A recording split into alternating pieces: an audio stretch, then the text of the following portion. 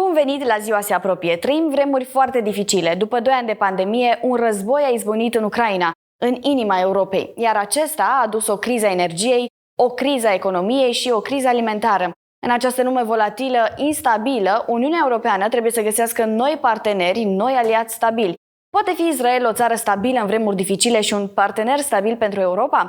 Astăzi, în Raport European, veți vedea o discuție înregistrată în Parlamentul European din Bruxelles, în care se vor analiza relațiile dintre Uniunea Europeană și Israel. Haideți să urmărim împreună acest dialog interesant.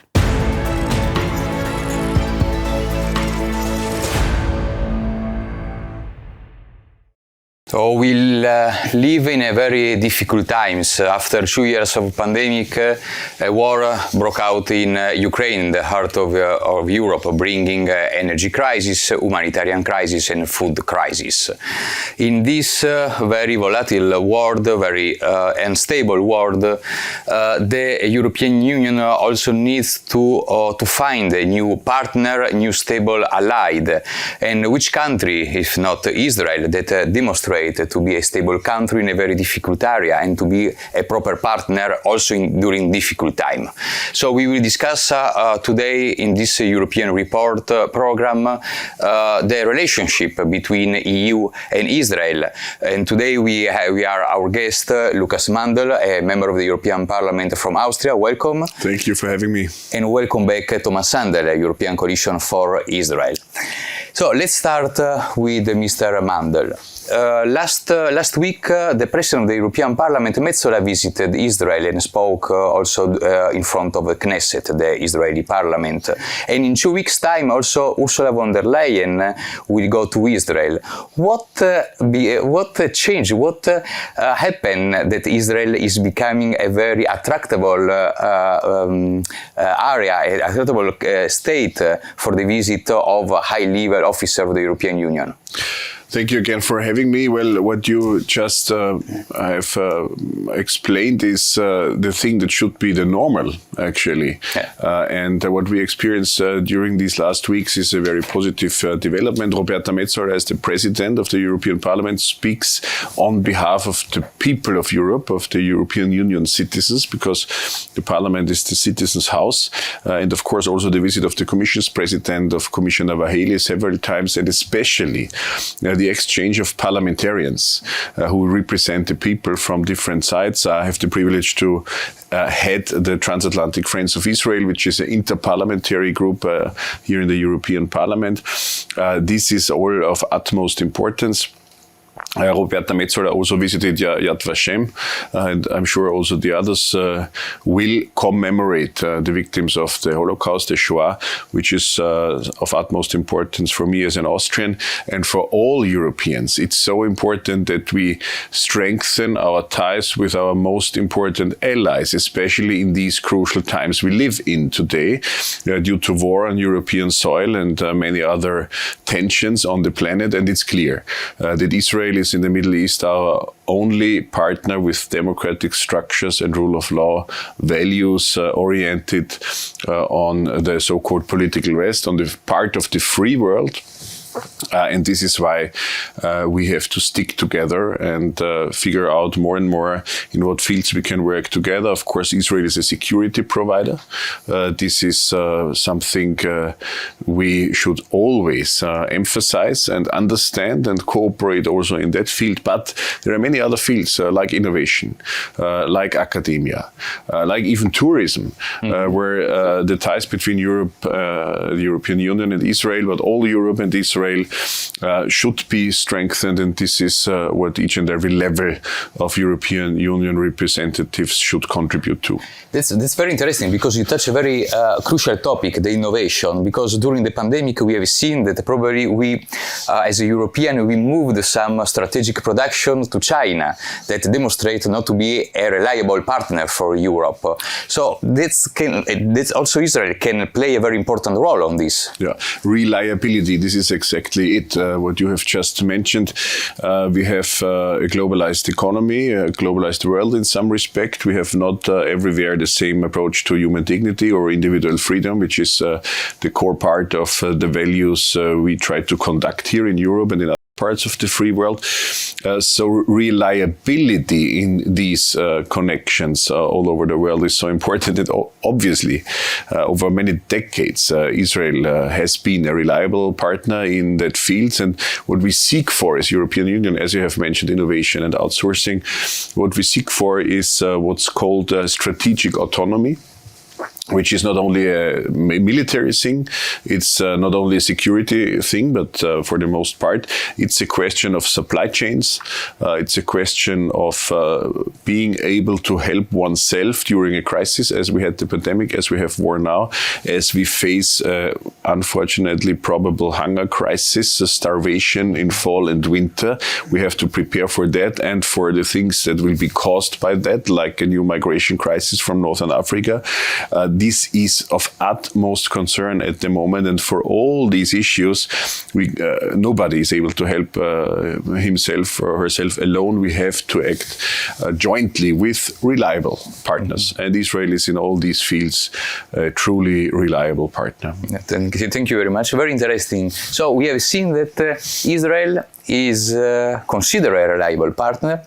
A lot of high-level EU officers are visiting Israel, but there is something that I still have some doubts, because the EU-Israel Association Council has not been renewed. Why so? What's the future of the EU-Israel Council? Yes, well, thank you again for being on the program and to be together with Lukas Mandl. We have to say, as we discuss EU-Israeli relations, that there are few partners inside Europe which is as reliable, to use that word again, as Austria. So we have many reasons to be grateful, not only for the work of Lukas Mandl here in the Parliament, but for the excellent relations in Vienna. So thank you. But why are they still then pockets of resistance and problems? Because I think Lukas Mandl explained the situation, the added value of why we should strengthen our relations with Israel. It's a no-brainer, but I think that the EU is still a little bit stuck in the past, and it so happened that I had a very interesting discussion earlier today at the European External Action Service, and the language that you keep hearing on and on again is the language of the last not only 20 years but 30 years. And I told the official at the External Action Service that, listen, we have to rethink, things have changed, not only in the last 20 years, but in the last few years. It's a completely new Middle East. The world is changing, again with the current crisis and everything that will come out of it. And we have to be innovative. So obviously, the answer to your question, if you ask an official here in Brussels, is to say that this is linked to the progress of the peace process. But then again, this was, of course, the general perception also in the Arab world. But if the Arab countries, such as the Gulf countries and others, were able to overcome and see that a separate peace was not only in Israel's interest, but in their interest, I think the EU should be the first one to realize that now is time to not to make this condition on anything, but just to say, listen, we need you. We need to strengthen our relationships, full stop. And the Association Council, of course, is a very symbolically, but also practically, a very good expression of this trust and commitment to strengthening those relationships. And do you think this council will be renewed at one moment, or still stuck? Well, let's put it this way. Yesterday, I was very optimistic, but after having had this conversation at the External Action Service and hearing the thoughts from certain, I would still call it pockets of resistance within the EU, I am perhaps less hopeful, but we have to take into consideration that Czech will have the EU presidency now for the next 6 months, and that should be a unique opportunity with and again, apart from Austria, we often talk about Czech as one of the historically strongest friends of Israel. So I think that there is, in Prague certainly, but in other capitals, a hope that finally we could have this breakthrough. Let's really hope that this will be the case. So there is some resistance here in Brussels on strengthening the relationship with Israel. There are some champions. We'll name one or the other in a second.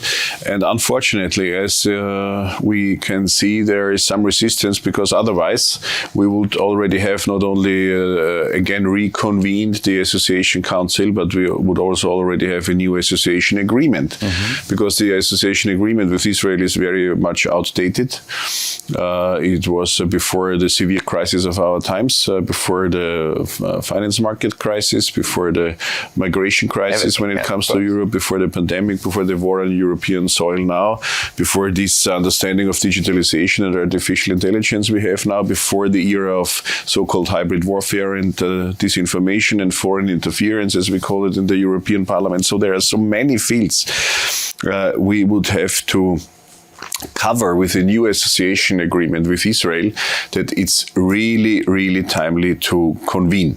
The Association Council, Vaheli, for example, the Commissioner for Neighborhood, is very much in favor. I appreciate that. I support him parliamentarily as a commissioner who is responsible here, and the Czech presidency really can be of help in order to make it happen. But obviously there always have to be some champions who push things forward in order to push them through in the end. But why there is this resistance? Well, that's something that should really be asked to the ones who are resistant. This program, many other deliberations, formats for us, really, really strengthen the friendship, strengthen the ties, underline the importance of Israel on a global scale. We have so many fields where Israel is let's say, faster and quicker than some European Union member states, like what's really close to my daily work, the recognition of the Republic of Kosovo. Kosovo is the youngest state of Europe. Kosovo is clearly part of the political West. Kosovo is now threatened, also, let's say, in the larger framework of this terrible war on European soil. And it was Israel that recognized Kosovo before 5 still remaining member states of the European Union who are reluctant to recognize the youngest European state: Greece, Cyprus, Romania, Slovakia, and Spain. We really have to draw the attention on the wall on such Israeli behavior, which is really more in the interest of Europe and the Europeans than sometimes the one or the other behavior of member states of the European Union. That's very interesting. A member of the European Parliament, Mandel, said something extremely important that needs to be updated, especially the war against the disinformation, the foreign interference. And there is a country also that plays a role into Europe, and it is Iran. And probably from Israel we can learn some lessons about that, no? Yeah, absolutely. But bringing up the issue of Iran, I'd like to make a point also in a broader sense of EU policy in the region. Because I mentioned the Abraham Accords and the historical rapprochement between Israel and Sunni Muslim states that no one would ever have dreamed of. And but still, I think there's a certain reluctance and coldness in Brussels, perhaps partly because of the fact that it was not initiated in the right capital. They came along only once it was fait accompli. But also that there is this, I think sometimes unrealistic perception of, what kind of countries can be engaged with. And I would say in the Middle East, we have 2 types of countries today. We have those who are clearly becoming a regional, a cause of regional unrest and crisis, such as Iran and her allies. And then we have others who are, going on the path of of peace, but also on a path of greater respect for human rights and religious freedom and under fundamental rights. Of course, they are not Sweden or Finland at this point, and they will not be in any foreseeable future, but they are on the right path. And I know from the Emirati side, for example, that they were deeply hurt that the EU, for example, would not engage in the Dubai in the World exhibition that they just completed. So I think that the EU should be more generous in a way in encouraging this type of development, and not to say, well, listen, you're still not on the same standard as we are in Europe, therefore we cannot encourage or engage with you. And at the same time, they should be more firm to those countries that are really proactively threatening the peace in the region. And there, on the other hand, I think that the EU has been, rather gracious with the Iranian regime and say, well, we need to engage with them, and we need to look at the positive sides. So is this a sort of double standard? In some ways, a double standards, and I think again, I think there are two developments in the world at the same time. One that is going in the right direction. It might be slow, and there is another one which clearly is confrontational, is aggressive, and where Israel is at the very core of what they dislike and hate the most. And I think for the EU, and you mentioned, Lucas Mandel, that we are a community of values, and in this respect, Israel is part of this international community. It should not be difficult to pick sides and say that, hey, listen, Israel is our natural ally, and we should.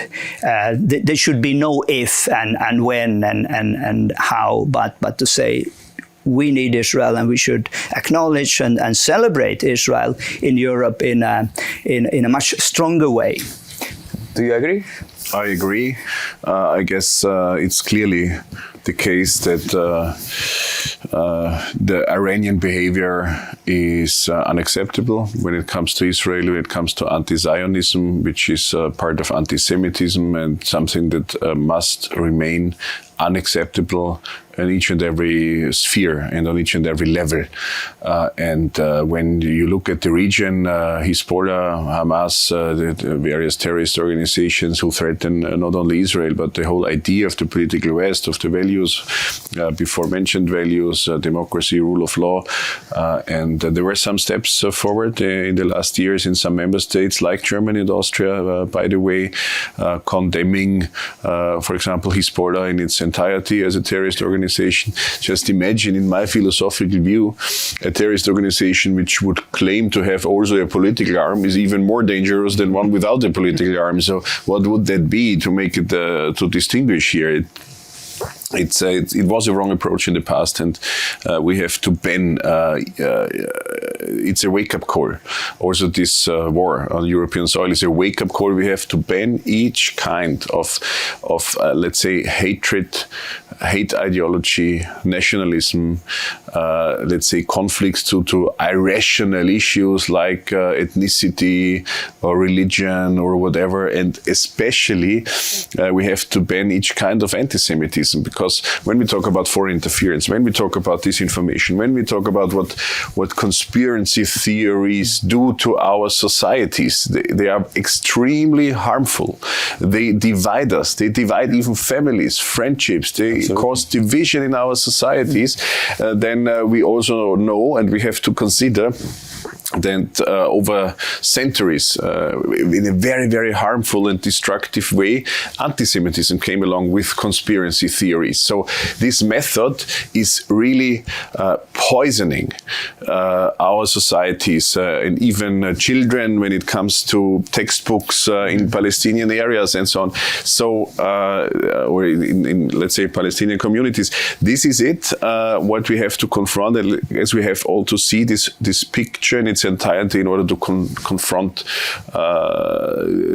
the causes of these issues. Especially now also with the social media. The social media plays a very important role in the spreading of the anti-Semitism. I think that nowadays, once probably we would be able to fight in a more traditional way, because you know that sometimes the Palestinian Authority, for example, they are financing some books that they spread anti-Semitism, and so somehow in a very traditional way you could have act. But now the social media is even more difficult, is even more challenging for the European Union to act. But being very self-critical as a European Union, we at least can stop each and every kind of funding for such releases like textbooks or education cards or whatever is there.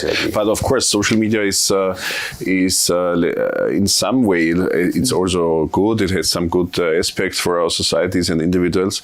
But of course, it's also a little like made for spreading conspiracy theories, and this is extremely harmful. But Marco, if I may, because your comment reminded me about a comment back in Helsinki, and sadly our government has not been the most helpful in terms of Palestinian education. And the official that I spoke with, and I said, listen, there are real problems in Palestinian education, and Finland is playing a key role. And then she answered and said, but young people today, they don't really care what's in the school books. They care about social media. So I think social media obviously is very important, but school books, which are authorized by the government of the respective state. Just imagine you are taught by your teachers, your role models. You form your worldview. It's not something you're doing, in a dark room on the internet. But these are authorities, official channel, let's say. Absolutely, and this makes it so serious that for the last more than 25 years that the European Union has allowed for this poison to spread in a way in Palestinian textbooks and also financed in various ways. What I wanted to say, because I've been around now for 20 years following these developments, and it's easy to become negative and critical. But I would say that I never seen these relations as in such a positive light than I do right now. And I think part of it, of course, is people like Lucas Mandel here in the European Parliament and others who have raised the critical issues. And on the textbook file, I think there's more or less a consensus now to say that, listen, we cannot allow for this to continue. The question is more, well, how do we create change? Is it through conditionality again? Is it just by dialogue? And others will have to decide. But I think it's important to say that at the moment, and that may also have to do with the composition of the current government in Jerusalem, of course, but also external factors, as you mentioned, that no one can predict the future. But as we speak, I think these relations are warm and perhaps the best in these 20 years that I have followed. It's there, but considering also the past, okay, so we have a positive perspective that is good, but in the past, did the EU has had responsibilities in this for not playing a role to ban the textbook in the Palestinian? Well, this is a huge question and a huge issue. I ran for several elections with the claim to contribute to Europe with more strength to the outside, due to obvious reasons, because strength to the outside means security to the inside, means preserving freedom to the inside, means preserving our proper dwelling, wealth, and so on, and also means contributing to the world in a cooperative way. I strongly believe in this way of cooperation of the European Union. The cooperation made us peaceful and strong to the inside. This is what this unity of the European Union is about, and the cooperative approach must also be the one globally, but not naively. Yeah. That means others seek for confrontation. The Kremlin is not only seeking for confrontation, but doing it now very bloody in a war with war crimes and so on. But also others seek more for rivalry and confrontation than for cooperation. Okay, this is the given situation. Anyway, we should remain on this path of cooperation. But this is in the first place true for the ones who are reliable. And strength to the outside means that is the largest contributor to development aid on the planet. And that's the European Union. And that's the framework that makes understandable why, for example, the European Union funds textbooks in any place on the planet. But being the largest contributor to development aid must also mean that we use this leverage, not for selfish interests, but that we use this leverage for the values we believe in and the values we present to the planet. And that means that, of course, funding for development aid can never mean to fund textbooks with hatred. Just imagine where children are educated with hate. It's really, really bad. And this is of utmost concern for me that there are many children in the world who have hatred language in their education or even no education at all. I have been to Syria a few weeks ago, and I understood to UN officials and Red Cross officials there are 2.5 million young people, children in Syria without schooling at all. So just imagine what that means for the next generation.